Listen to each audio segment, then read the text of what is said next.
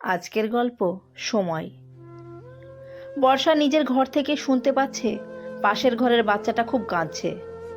শুয়ে থেকে থেকে উঠে পড়ল বর্ষা। খাট থেকে নেমে এসে মাটিতে বসে আলুর প্লাস্টিকটা টেনে নিল আলুর খোসাগুলো ছাড়াবে বলে। বেলা 1টা বাজে, কিচ্ছু রান্না হয়নি এখনো ওর। একটু পরেই দোকান থেকে শ্যামল চলে আসবে। শরীর খারাপ থাকলে তাও অনেক কাজ শরীরকে বুঝিয়ে করানো যায়, কিন্তু যখন মনটাই সাথে থাকে না তখন সব কিছু বিস্বাদ লাগে। হালকা ভাজা বা ঝোল ভাত করে নেবে আজ।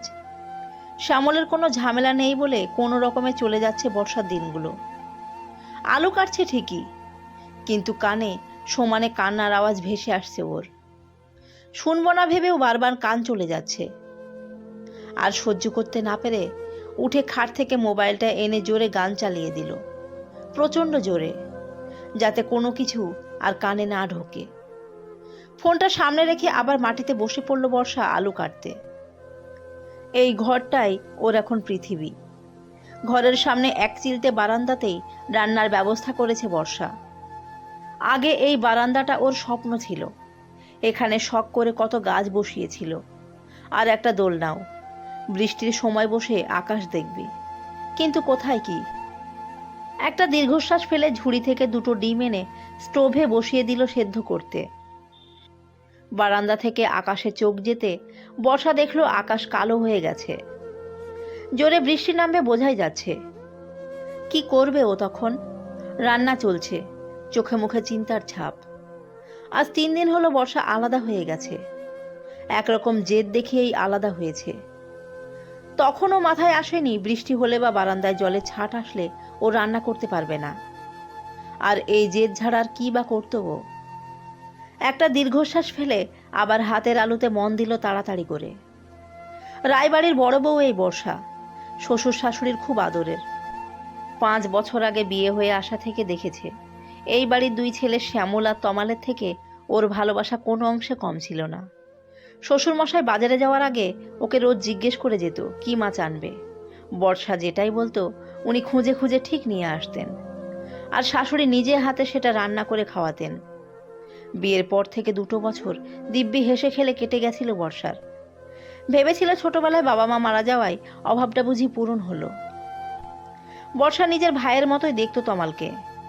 ওর বিয়ের সব দায়িত্বই বর্ষার উপরে ছিল। মেয়ে পছন্দ করা, বিয়ের কেনাকাটা, তত্ত্ব সাজানো, সব দায়িত্ব বর্ষার একার হাতে ছিল। কত ভরসা করতো সবাই ওকে সে সময়। কোনো কিছুতেই কোনো প্রশ্ন করেনি কেউ। ও যা ঠিক করতো সেটাই সবাই মেনে নিত। ওর বিয়ের 2 বছরের মাথায় তমাল আর প্রিয়ার বিয়ে হয়। বর্ষা নিজে দেখে নিয়ে এসেছিল এই প্রিয়াকে। প্রিয়া আসার পরে 3টে বছর খুব সুন্দর কেটেছিল ওদের। 2 জাতও না, 2 বোন ছিল ওরা। প্রিয়ার বিয়ের 2 বছর মানে বর্ষার ততদিনে 5 বছর হয়ে গেছে। শ্বশুর শাশুড়ির তখন একটাই চাহিদা, নাতি অথবা নাতনি। আর সেটা দিতে না পারার অপরাধে ভালোবাসাও ক্ষীণ হয়ে আসছিল। কম চেষ্টা করেনি বর্ষা, কিন্তু না হলে ও কি করবে? ওদিকে বিয়ের 3.5 বছরের মাথায় প্রিয়া সন্তান সম্ভবা হয়। খবরটা শুনে সব থেকে বেশি খুশি কিন্তু বর্ষাই হয়েছিল। ওর না হোক, বাড়িতে একটা সন্তান তো আসছে, এটাই কম কি। কিন্তু বর্ষা ব্যাপারটা এভাবে দেখলেও বাকিরা অত ভালো চোখে দেখেনি। বর্ষা প্রতি মুহূর্তে বুঝতো বাড়িতে ওর প্রয়োজন ফুরিয়ে এসেছে। নিজে যেচেই বর্ষা সব কাজ করত। যথাসম্ভব চেষ্টা করত প্রিয়ার খেয়াল রাখতে। ও কখন কি খাবে, কোনটা খেলে বাচ্চার ভালো হবে, সারাদিন মোবাইল দেখে দেখে করতো সেসব বর্ষা। প্রিয়াও খুব ভরসা করত বর্ষাকে, ভালোবাসতো নিজের দিদির মতো। কিন্তু যত সময় এগোতে থাকলো কেমন যেন বদলাতে শুরু করলো প্রিয়া।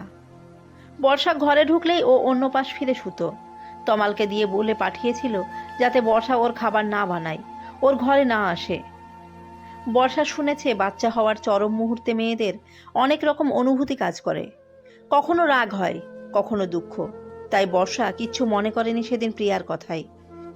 কিন্তু বর্ষার খারাপ লেগেছিল তমাল কিভাবে এসে বলল যে প্রিয়া চায় না বর্ষা ওর ব্যাপারে থাক। খুব কেঁদেছিল বর্ষা, কিন্তু আশা ছিল একবার বাচ্চাটা এসে গেলে সব ঠিক হয়ে যাবে। উদাস মনে অতীতকে ধরতে গিয়ে বর্তমান অবহেলা হয়, তাই হয়েছে। ডিমের জল শুকিয়ে গিয়ে বাসনটা পুড়ে গেছে প্রায়। তাড়াতাড়ি গিয়ে বাসনটা নামাতেই বর্ষা দেখলো ঝিরঝির করে বৃষ্টি শুরু হয়ে গেছে। তাড়াতাড়ি করে স্টোভটা একটু বারান্দা থেকে ঘরের দিকে ঠেলে দিল। তারপর কড়াই বসিয়ে তাতে তেল ঢেলে আলুগুলো ছেড়ে দিল। আলু ভাজা আর ডিম সেদ্ধ, এই আজকে দুপুরের মেনু বর্ষার। খুব অস্থির থাকে আজকাল বর্ষা। সামনে মোবাইলে একটার পর একটা গান বেজে চলেছে। গান খুব ভালোবাসে বর্ষা। অনেক দুঃসময় শুধু গান শুনেই কাটিয়ে দিত, আর আজও এই গানটাই ওকে বাঁচিয়েছে। গান বাজছে বলেই বাইরের কোনো আওয়াজ পাচ্ছে না। বুকটা ফেটে যাচ্ছে বর্ষার। গানটা একটু বন্ধ করবে কি ভাবতেই রাগ হলো নিজের ওপর। এ জন্মে ওর লজ্জা হবে না। 5 দিন হলো ফুটফুটে মেয়ে নিয়ে বাড়ি এসেছে প্রিয়া। মেয়ে হয়েছে শুনেই আনন্দে আটখানা হয়ে গেছিল বর্ষা। নিজের হাতে ঘর সাজিয়েছিল ওর। দোলনা কিনে বালিশ তোষক পেতে দিয়েছিল। খেলনা জামাই ভরিয়ে দিয়েছিল ঘর। একটু একটু করে জমানো টাকা দিয়ে সেসব করেছিল বর্ষা। প্রথম দিন যখন প্রিয়া আসে, ঢোকার মুখে বরণডালা নিয়ে দাঁড়িয়েছিল বর্ষা। বর্ষার শাশুড়ি আনতে গেছিল প্রিয়াকে নার্সিংহোম থেকে। বাচ্চাটাকে দেখে চোখ সরাতে পারেনি বর্ষা, আর সেটাই ওর অপরাধ ছিল। ওর দৃষ্টি নাকি খুবই খারাপ, এটাই শুনতে হয়েছিল বর্ষাকে। কিন্তু ওর দৃষ্টিতে কোনো লোভ লালসা ছিল না। সেটা আর কেউ না জানুক, বর্ষার মন জানে। বাচ্চাটার মাথায় ধান দুর্বা দিতে যাবে, সাথে সাথে প্রিয়া বিরক্ত হয়ে বলেছিল, এসব ছুঁয়ো না, বাচ্চার স্কিনে র্যাশ উঠবে। খারাপ লাগলেও কিছু বলেনি বর্ষা। সত্যি আজকালকার নিয়ম অনেক আলাদা। ও হাসি মুখে প্রদীপের আগুনে তাপ দিতে যাবে, ওর শাশুড়ি মা বলল, আরে শুনছো তো, না করছে ওর মা, তাহলে কেন এসব করছো? শাশুড়ির ওই কথাটা যেন আজও বুকটা জ্বালিয়ে দিয়ে যায় বর্ষার। এই মানুষটাই একদিন বর্ষাকে চোখে হারাতো। একটা বাচ্চা দিতে পারেনি বলে এত বড় ভুল বুঝলো। বর্ষার বুকটা জ্বলে গেল, ঠিক যেভাবে তেলে জল পড়লে জ্বলতে থাকে। তাকিয়ে দেখলো বর্ষা ওর কড়াইতে আলু ভাতের মধ্যে বৃষ্টির জলে ছিটে আসতেই ছ্যাক করে আওয়াজ হলো। তেলে জলে একাকার হয়ে আলুগুলোর অবস্থা সত্যি বর্ষার মতো অসহায়। কি করবে বুঝে উঠতে পারে না। এত অবহেলা নিতে পারছিল না বলেই তো একা এই ঘরে আটকে নিল নিজেকে। আর ও যেভাবে থাকতো, ওটাকে কি এক ঘরে করে দেওয়া বলে না? ভাবতে ভাবতেই কড়াইতে আধ ভেজা আলুর মধ্যে জল ঢেলে দিল বর্ষা। তারপর ঢাকা দিল থালা দিয়ে। ভাজা আলু দিয়ে তরকারি করবে। কিছু নষ্ট হয় না, রূপান্তরিত হয় খালি। যেমন আজ বর্ষা মরে তো যায়নি, শুধু অনুভূতিগুলো পরিবর্তন করে নিয়েছে, তাই বেঁচে আছে।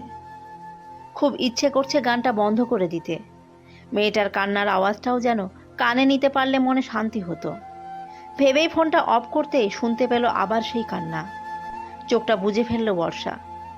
ইচ্ছে হচ্ছে দৌড়ে গিয়ে কোলে তুলে নিয়ে ঠোঁট দিয়ে ওর কপাল স্পর্শ করুক। কিন্তু ধীরে ধীরে কান্নাটা জোরালো হচ্ছে।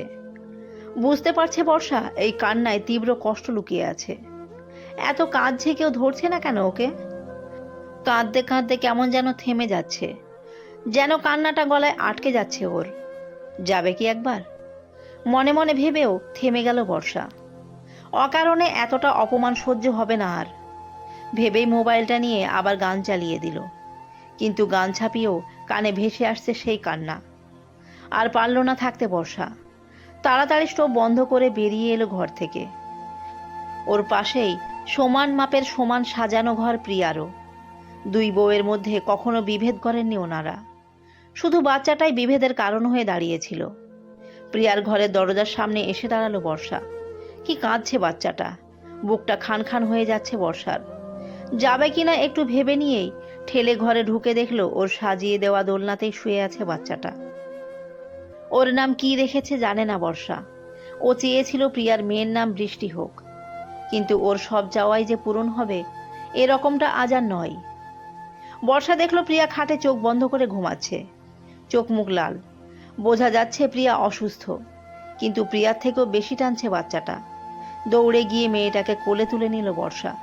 বুকের ঠিক কাছটায় জাপটে ধরল। নাকটা মুখের কাছে নিয়ে যেতেই পেল দুধের গন্ধ, বহুদিনের কাঙ্ক্ষিত এই গন্ধ। ওই 10 দিনের বাচ্চাটা কি বুঝলো জানে না বর্ষা, কিন্তু থেমে গেল বর্ষার কোলে এসেই। ওর থেমে যাওয়া লাল মুখটার দিকে এক দৃষ্টে তাকিয়ে রইল বর্ষা।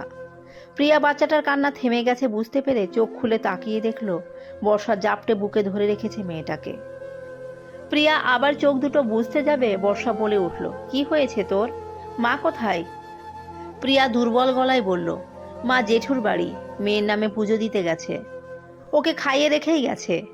মালতীদিকে বলে গেছে, সে এখনো আসেনি। জ্বর আসছে মনে হয়, সাথে মাথা ঘোরাচ্ছে।